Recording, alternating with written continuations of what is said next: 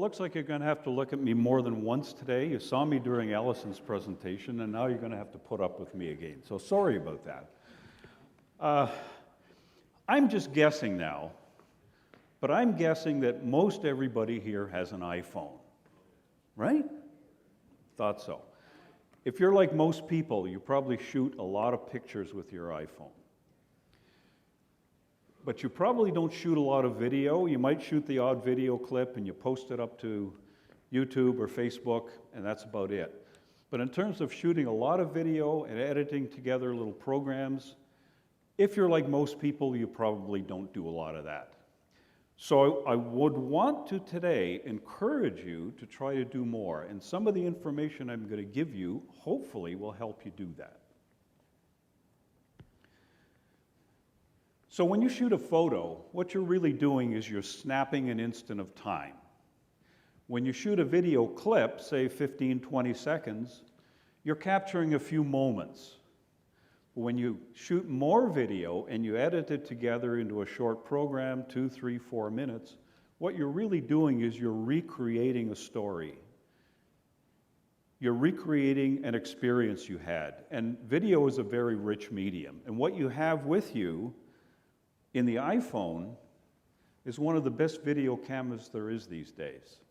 So here are some of the advantages. First of all, it's always with you. Of course, it's always in your pocket or in your purse.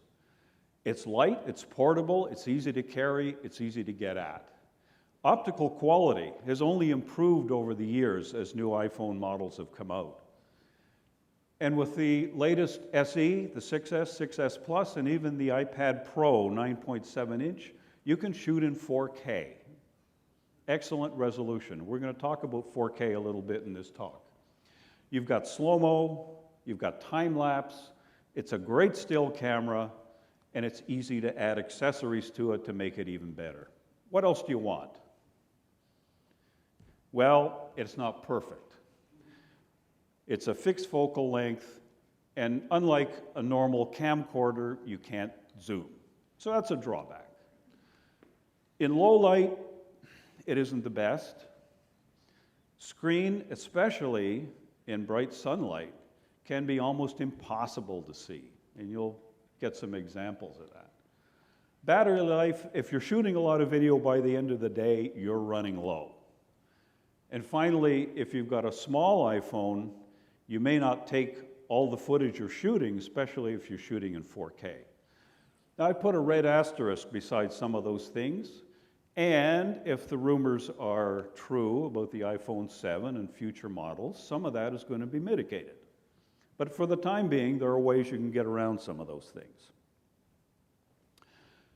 First of all, let's shoot some 4K video. And your default in the iPhone is probably, I think with the newer ones, it's 1080p at 60 frames per second. It used to be 30 frames per second. So if you want to flip over to the higher definition, higher resolution 4K video, go into your settings, your photos and camera settings, and pick 4K at 30 frames per second. Something to watch out for, though, especially again if you have a smaller iPhone, look at the size of those files. 4K, 375 megs for a minute of video. Compare that to 1080p, 130 megs. So 3 times the size. So do some math. 10 minutes of video, that's like 4 gigs. That adds up really fast if you shoot for an afternoon. So let's go with 4K and let's start shooting. Well, if you fire up the camera app, that's what you get. Of course, you're familiar with that. Make sure you're in 4K, and if you look in the top right-hand corner, you'll see that I am in 4K mode here. And what you'll get with video, assuming you've selected the video mode, is a nice big red button. That's pretty easy. Figured that out. All you have to do is press it and you're recording video, right? Right. And here's what you get if you do start recording video. That nice little round red button on the right-hand side is turned into a smaller square button. That means I'm recording now. You remember I mentioned that business about hard to see the screen in bright light? You don't know how many times I thought I was recording something and I wasn't. I was really stopped, and vice versa. So in bright light, it's really easy to get out of sync and miss some shots.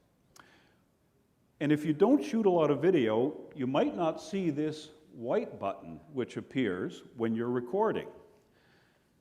When you press that white button, you're actually taking a still photo as you're recording video, which is a real plus. And I'll show you an example of that in a minute. Here's what 4K looks like.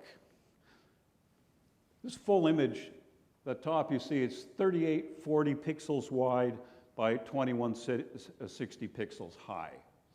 So it's called 4K because the horizontal dimension is almost 4,000 pixels. Okay? You could call it 2160p if you want, because literally that's what it is if you compare it to the others. What we normally think of as full HD, 1920 by 1080, is that size. You can see that white rectangle. So really, 4K is twice the resolution horizontally and twice the resolution vertically. Multiply that out, it's a total of 4 times the resolution of normal 1080p video. Drop down one level, 720p video, difference is even more extreme. And finally, in this little corner, standard def, 640 by 480. Now, I remember the first home camcorder I got was about as big as a football, and all it could shoot was 640 by 480 standard def video. So now what you're getting from a package like this is 27 times the resolution. Now, when you look at this picture, to be fair, that old camcorder didn't just shoot a little corner of this picture, it shot the whole thing, except the resolution that way was only 640 and that way was 480. So it filled the screen, but it wasn't very sharp. So let's look at another shot. Here's another 4K shot. This is a frame from some video I shot in a temple in Bangkok. And again, I've put a 1920 by 1080 frame inside here to give you the relative difference. Same picture. This time I've put 2 orange rectangles up there. Each of those orange ones is about 1920 by 1080. And if I was working in Final Cut Pro or iMovie, I could crop that big 4K image into these 2 smaller images. Why would I want to do that? Well, I end up with 3 shots instead of 1, because I've made smaller shots out of the big one. Where that matters is if I edit my video together, I export it at 1080p resolution, each of those rectangles are going to be 1080p. And so will my big 4K frame, because it's going to be dumbed down to 1080p. So I've ended up with 3 1080p shots out of my 4K video. So you have a lot of flexibility when you edit, when you export to 1080p. Now, I got to confess, I don't have a 4K display. I don't have a 4K television set. So I can't fully appreciate some of the video I shoot. But if I edit and export at 1080p, I gain a lot. Here's the same process in Final Cut Pro. Top left shot is a wide shot in the water in, where was that, Barbados, I guess. If I crop it into a 1080p shot, I have a much better frame shot, nice and tight, improves it a lot. Same thing with the shots at the bottom. Now remember that white button I mentioned that appears when you start recording? As you're shooting, you snap that button, you press that button, and you take still photos. The good news is, remember, we're shooting 4K video, and when I take a photo, I get, in effect, a 4K photo. So the resolution is 3840 by 2160 for the photo. In other words, 8 megapixels. Those are pretty good photos. At 1080p, those would be 2 megapixel photos. That's pretty good. So those are examples of some shots I snapped as I was shooting video. And they turned out pretty well. Now, if you forgot about that white button, or you didn't press it at the time, but you did shoot your 4K video, all is not lost. Because you can come back and use a program like Snap Motion for Mac OS. It's a wonderful little app. It's in the Mac App Store, costs about $5. What you do is you just open a 4K video clip inside Snap Motion. You can scrub through to exactly the frame you want to capture.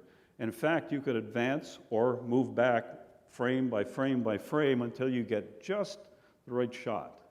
So in this case, the bride is throwing her bouquet, and I advanced it to the point where the expression on the girl's face who's catching it and the arc of the bouquet is just about right. And I said, that's the shot I want. Boom, I got it, because I shot in 4K. Now, I could have got the same thing if I'd set up my camera, still camera in burst mode, but if I'd done that, I wouldn't have video of a special occasion. So I got both. So, good stuff, but there's ways that you can even get a better result with your iPhone camera. Here's a couple. I always use a case. I know there are people who will shoot with a naked iPhone. I'm so afraid of dropping it. Things can happen. So I don't take the chance. Always with a case, good protective case. Secondly, a wrist strap or a lanyard. Something on the case to attach it to, and then, boom, I'm okay. An ergonomic grip. This case in particular is one from Clip. There are others, but you see this grip on the back. I can do that, and I can shoot one-handed, and it's pretty comfortable. Or I can do this sort of thing. Works really well. A portable tripod, good thing to have always. And if you're serious, a light kit, maybe an external mic. But you probably don't want to travel with those unless you want to set up a particular shot. So here's some examples. A case I like, and there's an example of one with a place where you can attach a wrist strap or a lanyard. Now, I just picked this up at the OWC desk. And that's the kind of lanyard you get with flash drive or small things like that. That'll work fine. A professional kind of one is from Peak Design. See that thing that says cuff, and to the left of the strap there's a red and black button with a string attached to it. Well, you take that string part and you put it through the attachment point on your case, and then you take the plastic button part and you insert it into a little clip on the strap, and then you put that on your wrist. Very sturdy, very handy.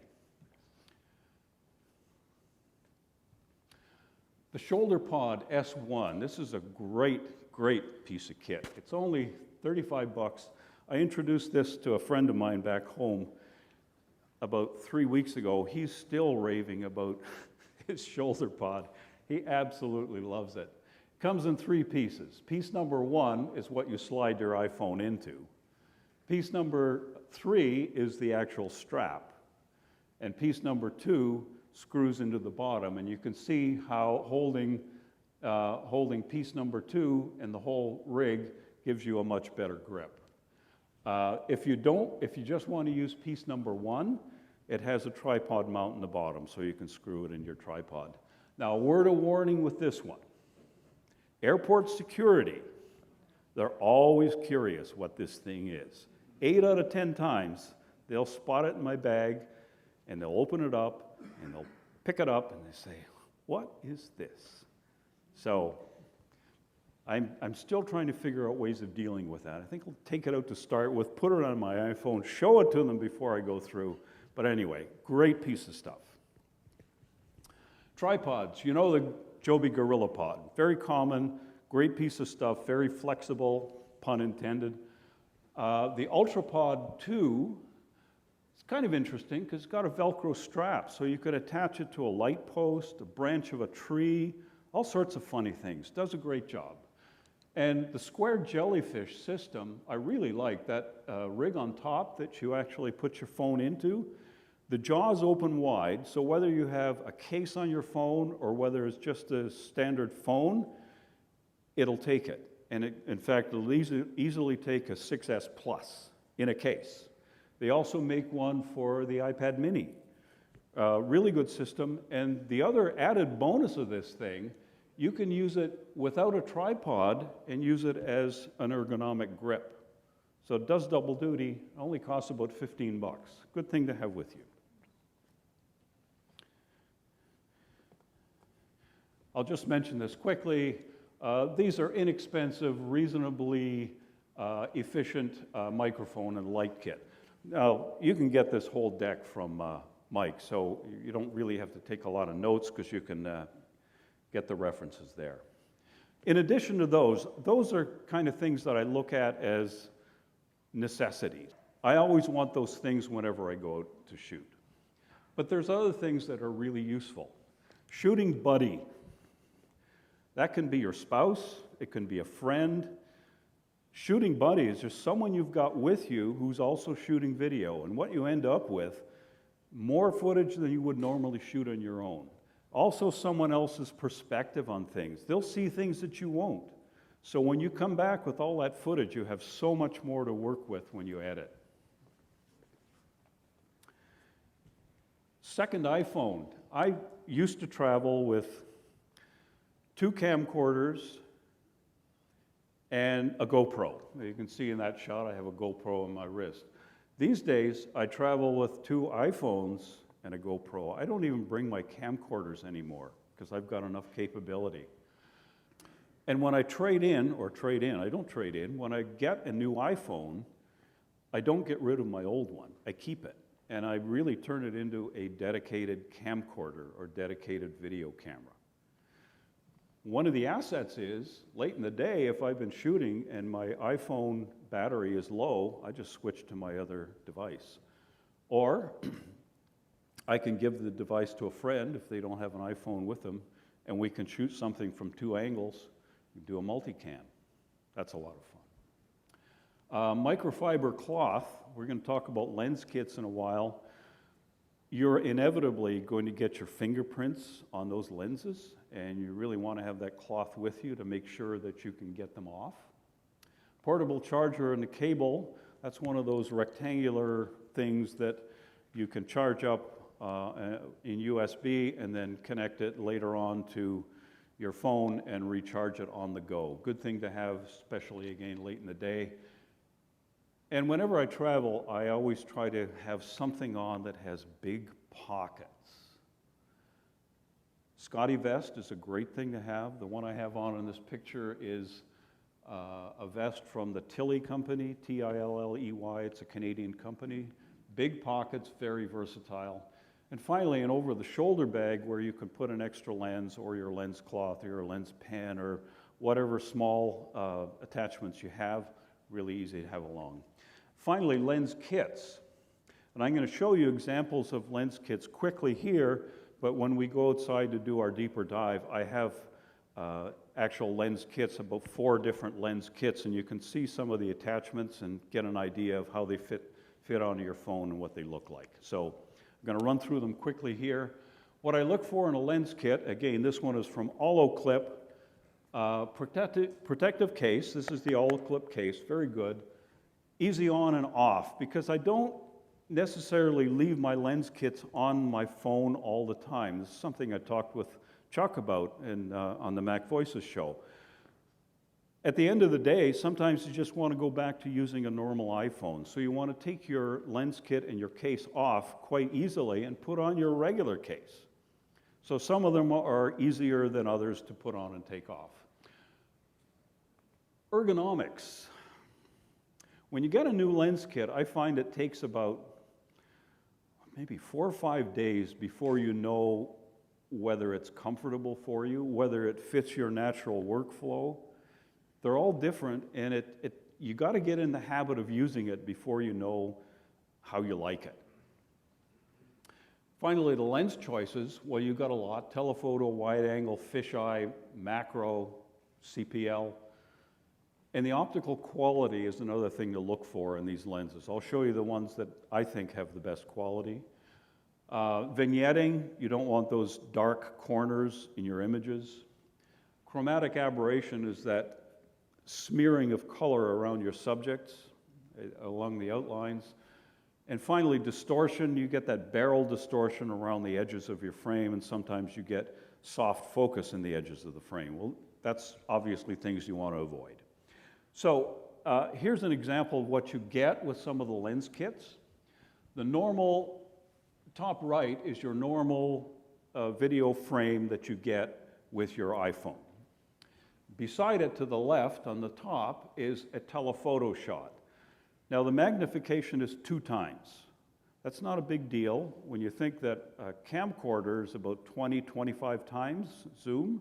This is only 2. It doesn't zoom, it just gives you 2 times magnification. So not a really big deal, but the difference in composition is enough that it makes a difference. The wide angle is down here, and over there is the fisheye shot. And yes, you can shoot video in fisheye. And it ends up looking a little bit like a GoPro shot. You can see the distortion around here in the bottom. So not something you do all the time, but occasionally it's really an effective shot. So here's the kits that we're going to look at after this. The Izzy Remix. Now, here's where I'm spending your money. Okay, so be prepared. Put your wallets away if you don't want to watch this. The Izzy Remix, the whole system is about 150 bucks. Of all the kits, it's the easiest one to use because all you do is rotate that dial and move a different lens into position. Very quick, very easy. One of the drawbacks is once you've got this rig on, you no longer have access to your regular camera because it's obscured by the lenses around it. So, but it's a good system. Secondly is the one I have in my hand. This is the Olo clip, and the lens is good. It's been around a long time. It's very well known. You can use it straight on your camera without a case, which is good, versatile. With the case comes with a lot of accessories, and I'll talk about that after this. But you've got this one, which is the grip. You've got tripod mounts. You've got something that you can mount a light kit or an external mic. Really versatile and very sturdy. Finally, there's this one by Stylus. 2 different kinds of lens kits. The Revolver Lens, very, very cool. This makes your camera or your iPhone look like an old Leica camera. It's beautiful. I'll show you that one. And the other one is the Z Prime. Now, for 150 bucks, you get a telephoto and a wide-angle lens and that case. So considering that, it's not a bad deal, especially when I tell you that the optical image quality of this lens is by far the best of any of them. It is absolutely superb, that Z Prime system. I won't show you examples of those shots. You'll kind of have to trust me on that one. And finally, this one, the Iographer. This is one that if you're a little bit more serious about video and you want to set up an interview, for example, this is the kind of rig you use because it has a space where you can attach an external mic and the light kit. There's a lot of tutorials on their site. You could just screw in a 37 millimeter screw thread lens and away you go. And in fact, this one, it'll come in different sizes for different phones. And as a matter of fact, you can use this rig with an iPad Pro 9.7 inch. And Chuck Joyner actually has used this quite often in his Mac Voices podcasts. So talk to Chuck about that. And I'll leave you with some shooting tips, because once you got all this equipment is nice, but you need some technique if you're going to come back with some good shots. So I'm going to share some of my favorite tips with you.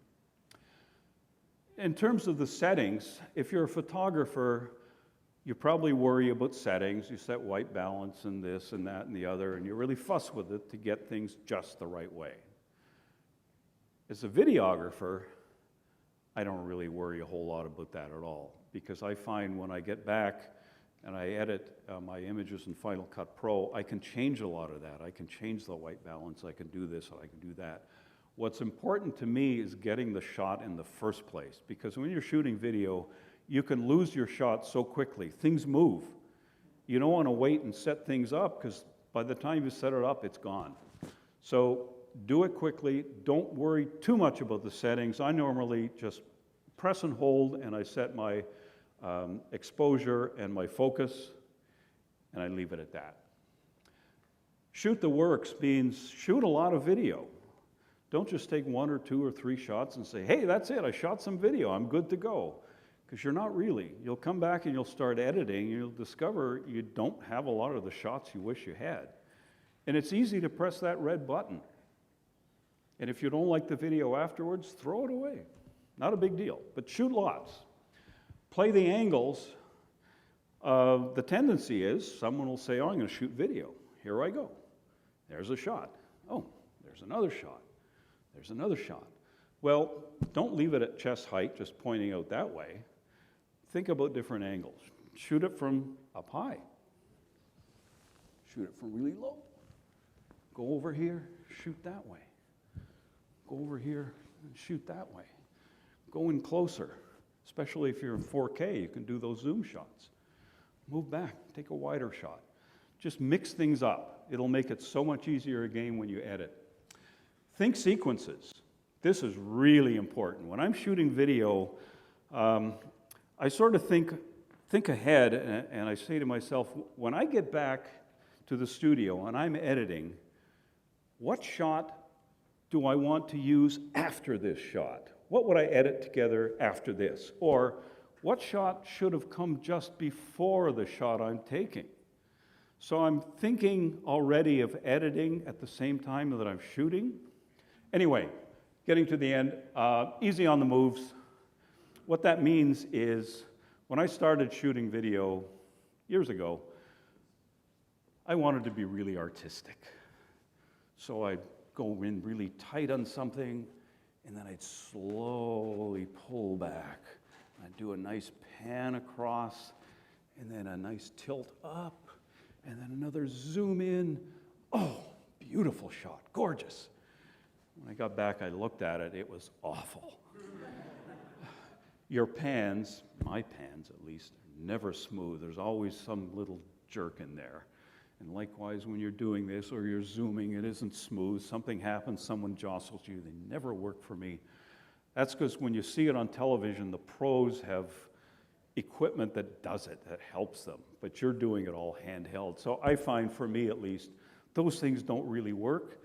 And the nice thing is, they don't necessarily have to, because you can go back, especially if you shoot that 4K video, and you can do Ken Burns motion on those 4K videos in Final Cut Pro, and it's beautiful and it's smooth. It's wonderful. You've already got the goods there. So I don't worry a whole lot about that. You don't have to be artistic. The important thing is get that shot. The most important thing to me for any shot is the composition. I want to frame my shot. That's the critical thing. If it isn't framed well, it isn't going to be attractive to your audience. So whether you use the rule of thirds or whatever photo measure you can think of to frame your shots, that's a good way of doing it. So when I shoot, I press that red button right away. Even when I haven't framed any shot, I press it, I start rolling, and then I'll worry about framing it just the way I want, then I'll hold it 10 seconds. That's my shot. Finally, selfies. It's okay. Take a selfie if you want. Don't stick it on the end of a selfie stick and do that, though. Remember we had a shooting buddy, your spouse, or a friend? Get them to take a shot of you doing something. Get yourself in the scene. If you don't have anyone with you, set your iPhone up on a tripod, start it going, and walk into the scene. And you'll find out when you get back and you start editing, you're the hero of the story again, and it gives it so much more life. So, that's me. That's me on Twitter. I have a YouTube channel where there's some stuff that I shot and put together from previous Macworlds and other stuff. And as I mentioned earlier today, I do a regular video column in Don's Screencasts Online monthly magazine. So we are going to go into the cafeteria area if you're interested. I'll show you some of these lens kits. And for now, the stage is Adam's, wherever Adam is. So thank you.